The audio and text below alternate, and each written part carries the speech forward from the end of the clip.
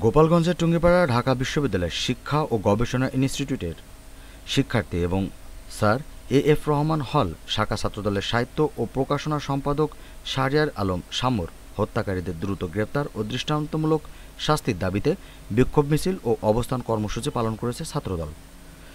আজ সকালে টুঙ্গিপাড়া উপজেলা পৌর ও কলেজ ছাত্রদলের আয়োজনে এ কর্মসূচি অনুষ্ঠিত হয়। কর্মসূচিতে ছাত্রদলের নেতৃবৃন্দ বলেন, শাহরিয়ার আলম শাম্য ছিলেন একজন মেধাবী শিক্ষার্থী।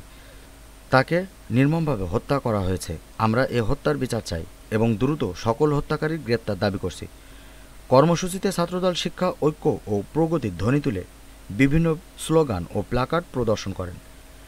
এক ছাত্রনেতা বলেন, এ হত্যার মাধ্যমে দেশের শিক্ষাঙ্গনে ভয়ের পরিবেশ সৃষ্টি করার চেষ্টা চলছে, যা কখনোই মেনে নেওয়া হবে না। উল্লেখ্য, শাহরিয়ার আলম শাম্যুর হত্যাকাণ্ডের ঘটনায় ছাত্রদল কেন্দ্রীয় ও স্থানীয় নেতাকর্মীরা ব্যাপক ক্ষোভ প্রকাশ করেছেন এবং ন্যায় বিচারের দাবিতে আন্দোলন চালিয়ে যাওয়ার ঘোষণা দিয়েছেন।